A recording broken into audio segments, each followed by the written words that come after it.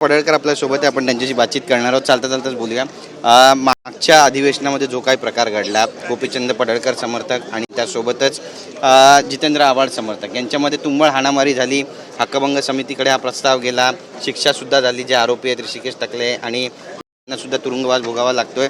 आता जो अहवाल आहे तो गेलेल्या अध्यक्षांकडे, काय म्हणाल? तो दुर्दैवी प्रकार घडला होता विधान भवन मुंबई येथे आणि तो विषय विशेष हक्कभंग समितीकडे गेला होता. विशेष हक्कभंग समितीने अहवाल आज माननीय अध्यक्ष महोदय, सभापती महोदय यांच्याकडे सादर केला आहे असं आपल्या सर्व चॅनलच्या माध्यमातून कळतं आहे. तर विधिमंडळ, कायदेमंडळ आमच्यासाठी सर्वोच्च आहे. कायदेमंडळाचा सन्मान राखणं लोकप्रतिनिधी म्हणून आमची जबाबदारी आहे. जो काही आदेश आज अध्यक्ष महोदय किंवा सभापती महोदय देतील त्या अध्यक्षाच्या अधीन राहून आम्ही ज्या काही सूचना त्यांच्याकडून मिळतील त्याचं आम्ही पालन करू. भाजपचे खंदे कार्यकर्ते आणि करणारे काय म्हणून तुम्ही ओळखता, त्याची तुमची छवी सुद्धा आहे.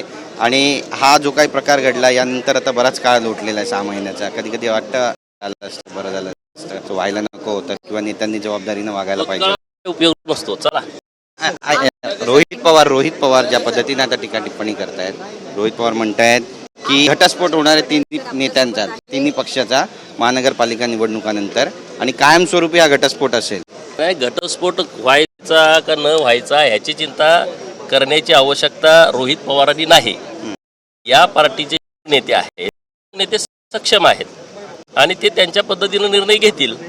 त्यात रोहित पवारांनी नाक खुपसण्याची अजिबात गरज नाही. रोहित पवार उलट त्यांच्या पार्टीचं काय चालू, पार्टीत काय परिस्थिती आहे, पार्टीत लोक आहेत का बाहेर, याची चिंता करण्याची खरं तर आवश्यकता आहे. शिंदे आणि लव्ह हेट रिलेशन सुरू असं म्हणतात रोहित पवार. आता काल भाषण ऐकलं का नाही शिंदे पंचं?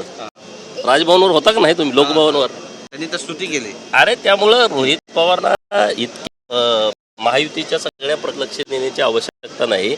आपले धार आहेत तेवढे सांभाळून ठेवले 2029 तरी माहोल त्यातला एखादा फोटो नाही याची काळजी घ्यावी. धन्यवाद आमच्या केल्याबद्दल. कॅप्टन योगेश गुरवचा, गिरीश गायकवाड.